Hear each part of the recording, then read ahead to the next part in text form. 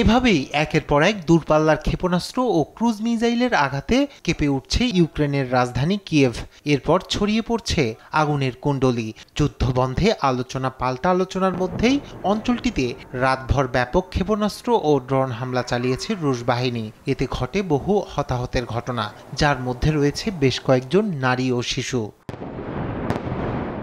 ড্রোনের ধ্বংসাবশেষ পড়ে শহরের বিভিন্ন জায়গায় আগুন ধরছে বলে জানান কিয়েভের মেয়র। আশঙ্কা করা হচ্ছে একটি বিধ্বস্ত আবাসিক ভবনের ধ্বংসাবশেষে আটকা পড়েছেন অনেকে। এছাড়া উত্তর পূর্বাঞ্চলীয় শহর খার্কিভেও শোনা যায় বিস্ফোরণের শব্দ, সেখানেও আহত হন কয়েকজন। হঠাৎ বিমান হামলায় সাইরেন বেজে ওঠে। আমরা অ্যাপার্টমেন্ট থেকে বেরিয়ে যাওয়ার জন্য পোশাক পরারও সময় পাইনি। একের পর এক বিস্ফোরণ ঘটছিল। সমস্ত দরজা জানালা দেয়াল উড়ে গিয়েছিল।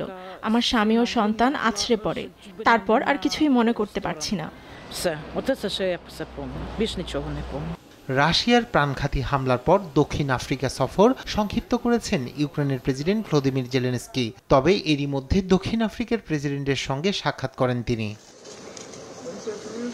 এদিকে ইউক্রেন যুদ্ধের অবসানের আলোচনার গতিতে হতাশ মার্কিন প্রেসিডেন্ট ডোনাল্ড ট্রাম্প এবং আলোচনার ক্ষেত্রে জেলেনস্কি ভুল পথে যাচ্ছেন বলে মন্তব্য করেছেন হোয়াইট হাউসের মুখপাত্র ক্যারোলিন লেভিট। প্রেসিডেন্ট হতাশ, তার ধৈর্যের বাঁধ ভেঙে যাচ্ছে। তিনি বিশ্বের জন্য যা সঠিক তা করতে চান। তিনি শান্তি দেখতে চান, তিনি হত্যাকাণ্ড বন্ধ দেখতে চান। যুদ্ধের উভয় পক্ষেরই তা করার জন্য প্রস্তুত থাকা প্রয়োজন। কিন্তু দুর্ভাগ্যবশত রাষ্ট্রপতি জেলেনস্কি ভুল পথে এগোচ্ছেন বলে মনে হচ্ছে। অন্যদিকে জেলেনস্কির বিরুদ্ধে শান্তি আলোচনা ক্ষতিগ্রস্ত করার অভিযোগ এনেছেন ডোনাল্ড ট্রাম্প। ইউক্রেনের প্রেসিডেন্ট ক্রিমিয়াকে রাশিয়ার অংশ বলে স্বীকৃতি দেবেন না বলার পরই এই অভিযোগ তোলেন ট্রাম্প।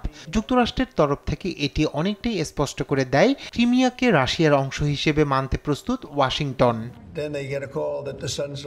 রায়হান কবির শুভ্র, নিউজ ডেস্ক, দেশ টিভি।